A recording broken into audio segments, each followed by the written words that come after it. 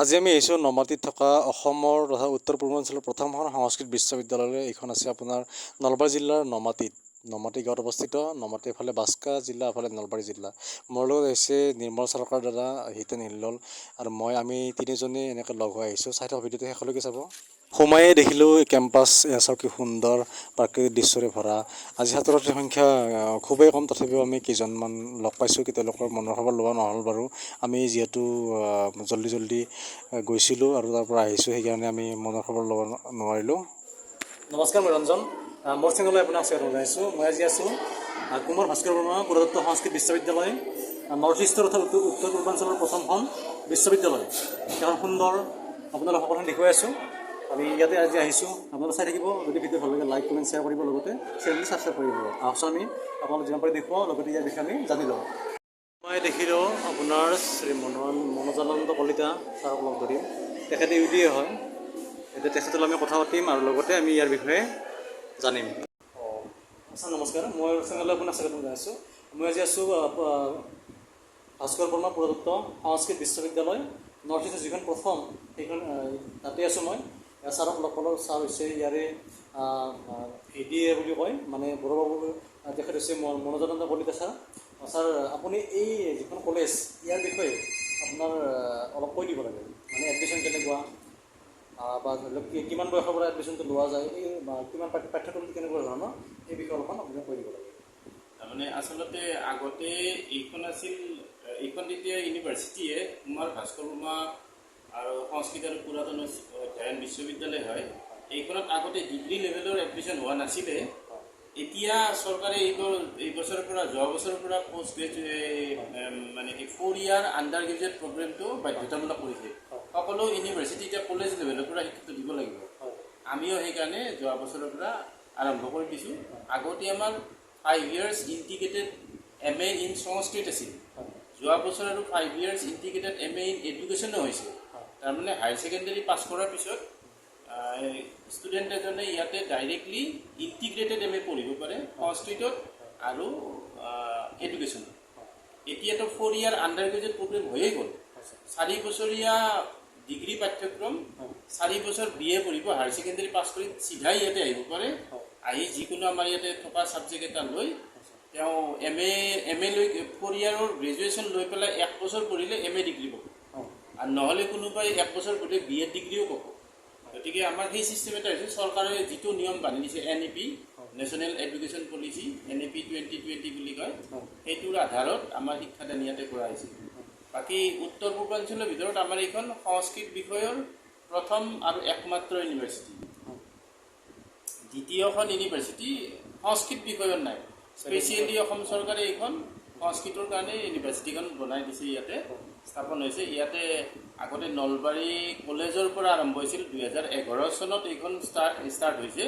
2013ৰ পৰা শিক্ষাদান আৰম্ভ হৈছিল আৰু ইয়াত আহিছে 2016। 2015ত ইয়াত আহিছে, এইটো লোকেশ্যনত আহিছে, নমাটি গাঁৱত এইটো লোকেশ্যনত আহিছে। আৰু 16ৰ পৰা ডিগ্ৰী আৰম্ভ হৈছে, MA ডিগ্ৰী। তাৰপিছত আৰু কমিউনিকেটিভ সংস্কৃত আছিল। সংস্কৃত বিষয়ৰ আমাৰ বহুতকেইটা বিষয় আছে। বাকী ইয়াতে এডুকেশ্যন, অসমীয়া, ফিলচফি, পলিটিকেল ছায়েন্স, এনেকুৱা আৰ্টছৰ ছাবজেক্ট কেইটামান আছে, সীমিত সংখ্যক, বেছি নাই। তাৰপিছত তাক বাদে সংস্কৃতৰে বহুতকেইটা বিভাগ আছে। সংস্কৃত ব্যাকৰণ আছে, সংস্কৃত ন্যায় আছে, সংস্কৃত সৰ্বদৰ্শন আছে, সংস্কৃত বেদিক ষ্টাডিজ, সংস্কৃত সাহিত্য আৰু সংস্কৃত জ্যোতিষ, কৰ্মকাণ্ড, এনেকুৱা ধৰণৰ সংস্কৃতৰ বহুতকেইটা বিষয় ইয়াতে আছে।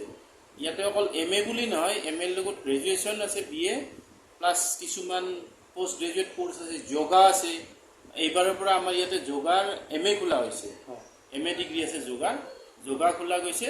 আৰু যৌগিক ছায়েন্সৰ আমাৰ ইয়াত ডিপ্ল'মা ইতিমধ্যে আছে। আমাৰ ইয়াৰ পৰা ওলাই গৈ বহুত ঠাইতে এষ্টাব্লিছ হৈছে। আৰু আমাৰ এইখন ইউনিভাৰ্চিটিত নেট স্লেটৰ কাৰণে, প্ৰিপেৰেশ্যনৰ কাৰণে এটা প্ৰশিক্ষণ দিয়াৰ ব্যৱস্থাও আছে, আজিলৈকে চলি আছে।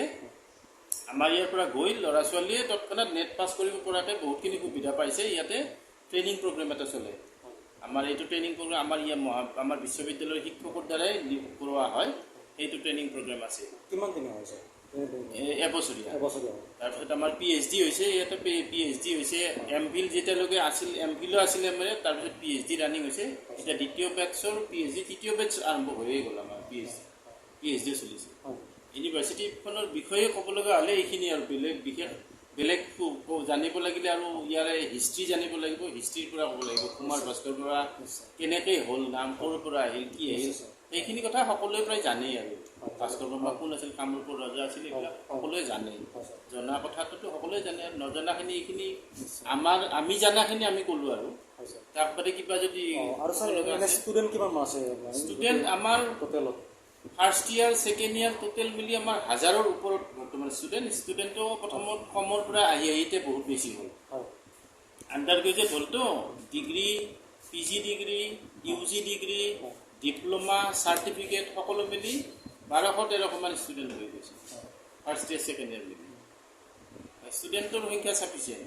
ডিপাৰ্টমেণ্ট আমাৰ ভাল ধুনীয়া এটা সুসজ্জিত লাইব্ৰেৰীও আছে ইয়াতে, আৰু আমাৰ ইয়াত বেলেগত নথকা অ'পেন এয়াৰ ক্লাছৰুম বুলি এটা আছে, তাতে এটা ভাল পৰিৱেশত সংস্কৃত শিক্ষা যিটো তলৰ ছিষ্টেম আছিল, সেই ছিষ্টেমত ল'ৰা ছোৱালী পঢ়িব পাৰে। আমাৰ ইয়াত বালকেন্দ্ৰ বুলি এটা আছে, বালাকেন্দ্ৰ, যিটো সৰু সৰু ল'ৰা ছোৱালীবিলাকক বিনামূলীয়াকৈ সংস্কৃতৰ কথিত সংস্কৃত যিটো স্পকেন সংস্কৃত, সেইটোৰ শিক্ষা দিয়া ব্যৱস্থাটো আছে আমাৰ ইয়াতে। আমাৰ ইয়াতে শিক্ষক শিক্ষয়িত্ৰী আছে, তেওঁলোকে ফ্ৰী অফ কষ্ট সংস্কৃত শিকাব পাৰে। আমাৰ ইয়াত শিকাই পেলাই গাঁৱৰ ল'ৰা ছোৱালীবিলাক, আমাৰ ইয়াত বহুত ৰাতিপুৱা স্কুল, ভাল স্কুল এখন হয় আৰু আবেলিৰ টাইমতো হয়, 3টা বজাৰ পিছতো হয়, আৰু মুকলি জেগাত, মুকলি ঠাইত আমাৰ ইয়াত মানে তলৰ ছিষ্টেম, সেই ছিষ্টেমৰ দৰে এটা ছিষ্টেমত ভালদৰে ক্লাছ পাতি হয়। প্ৰাচীন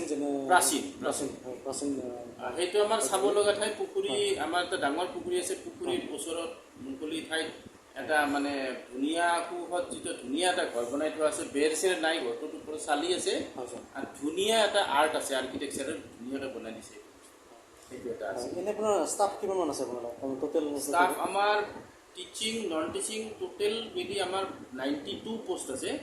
92 পোষ্টৰ ভিতৰত এতিয়া টিচিং ষ্টাফত কাম কৰি থকা আছে 31, নন টিচিং ষ্টাফত কাম কৰি থকা আছে পাৰ্মানেণ্টলি 16জন, আৰু টেম্পৰাৰী বহুত আছে আমাৰ ইয়াতে। টেম্পৰাৰী মানে গেষ্ট ফেকাল্টি আৰু টেম্পৰাৰী বেচিছত, আৰু আমাৰ গ্ৰেড 4, গ্ৰেড 3 এনেকৈ খাটি থকা মানুহ বহুতখিনি আছে। ষ্টাফ আমাৰ চাফিচিয়েণ্ট পোষ্ট বুলি ক'লে গভমেণ্টৰ পৰা অহা চাফিচিয়েণ্ট পোষ্টটো বৰ্তমান আছে, ফুলফিল হৈ গ'লে আমাৰ হৈ যাব। তথাপিও আৰু নতুন নতুন কোৰ্চ খুলি আছেতো, নতুন কোৰ্চ খুলিলে, নতুন কিবা খুলিলে সেইবিলাকৰ বিষয়ে আমাক মানুহ লাগিব। আৰু গভমেণ্টক আমি এপ্লাই কৰি আছোঁ নতুন পোষ্টৰ কাৰণে। গভমেণ্টে দিলে আমাৰ ইয়াতে অসুবিধাখিনি পূৰণ হ'ব আৰু। নিশ্চয় ছাৰ। আৰু ছাৰ যিখন বিশ্ববিদ্যালয় আপোনালোকৰ, এই বিশ্ববিদ্যালয়খন অসমৰ বাহিৰৰ পৰা ল'ৰা ছোৱালী পঢ়িব পাৰে নেকি, না অকল অনলি অসমৰ? নোৱাৰাৰ কোনো কথা নাই। আচ্ছা, আমাৰ ইয়াত অসমৰ বাহিৰৰ ল'ৰা ছোৱালী পঢ়িব নোৱাৰি বুলি একো কথা নাই। আমাৰতো আছে, যিহেতু অসমৰ বাহিৰৰ শিক্ষকে বেনাৰস এইবিলাক, বিহাৰ বেনাৰস এইবিলাকৰ পৰা শিক্ষকতা কৰি আছে ইয়াতে, পঢ়িব নোৱাৰাৰ কথা নাই, খালি মাইগ্ৰেশ্যনখনহে লাগে। এনেই আছে নেকি ছাত্ৰ ছাত্ৰী আছে নেকি বাহিৰৰ? ছাত্ৰ ছাত্ৰী বৰ্তমান অসমৰ বাহিৰত নাই, কিন্তু গোটেই অসম জুৰি আছে, একদম শদিয়াৰ পৰা ধুবুৰীলৈ ষ্টুডেণ্ট ভৰ্তি হৈ আছে, সকলো ফালৰ পৰা আছে। সংস্কৃত ভাষাটোৰ বিষয়ে অধ্যয়ন কৰাৰ কাৰণে আমাৰ অসমীয়া, আমাৰ এইখিনি ওচৰ চুবুৰীয়া কামৰূপ ডিষ্ট্ৰিক্ট, নলবাৰী ডিষ্ট্ৰিক্ট, এনেকুৱা বৰপেটা ডিষ্ট্ৰিক্টৰ মানুহৰ যিখিনি মানে ইণ্টেনশ্যন এটা আছে যে আমি সংস্কৃত পঢ়িব লাগে নে নালাগে, বিশেষ কিমান জানে মই নাজানো, কিন্তু ওদালগুৰিৰ আমাৰ বেলেগ জাতি সম্প্ৰদায়ৰ ল'ৰা ছোৱালী, ধুবুৰী বা তেজপুৰ, লখিমপুৰ এইবিলাকৰ অন্য সম্প্ৰদায়ৰ আছে ল'ৰা ছোৱালীও আহি ইয়াত সংস্কৃত বিষয়ত বিভিন্ন বিষয়ত পাঠ কৰে। আমাৰ কিন্তু জাতিগতভাৱে অসমীয়াক বাদে অনা অসমীয়াৰ বেছি ইণ্টাৰেষ্ট আছে সংস্কৃততকৈ। নেপালী জনগোষ্ঠী আছে, ভাল বহুত জানে, এক্সপাৰ্ট, তেওঁলোকে সংস্কৃত বিষয়টো আদৰি লৈছে, বা অন্য বেলেগ জনগোষ্ঠী আছে, অসমীয়াতকৈও বেছি সিহঁতে পঢ়িছে। আমাৰ অসমীয়াও আছে, কিন্তু তুলনামূলকভাৱে বেছিকৈ আছে। আমাৰ অসমীয়া ধৰকচোন, এই এডুকেশ্যনত MA ল'লোঁ, এই ইংলিছত ল'লোঁ, ইকনমিক্সত ল'লোঁ, বা পলিটিকেল চায়েন্সত ল'লোঁ, ফিলচফি, এইটোৱে চাফিচিয়েণ্ট বুলি ভাবে। ভাষা বিষয়ৰ কথাটো মই যিমান দূৰ দেখিলোঁ, বেলেগ জনগোষ্ঠীখিনিৰ বেছি ইণ্টাৰেষ্ট এটা আছে আমাতকৈ, দেখা কথা এইটো। তেওঁলোকে দূৰৰ পৰা আহিও ইয়াতে পঢ়িছে। বহুত ভাল লাগিছে, ধন্যবাদ এইখিনি কথা জনাই দিয়াৰ আৰু পাৰ্মিশ্যনটো দিয়াৰ আমি ভিডিঅ'টো সকলোৰে জানিলোঁ, ছাৰক লগ ধৰিলোঁ, আপোনালোকে নিশ্চয় জানিলে। ভিডিঅ'টো শেষলৈ চাই থাকিব, এয়া ছাত্ৰ ছাত্ৰীসকল চাওক। আজি খুবেই কম ছাত্ৰ ছাত্ৰীসকল দেখিছোঁ, চাই থাকক ভিডিঅ'টো শেষলৈকে চাই থাকক।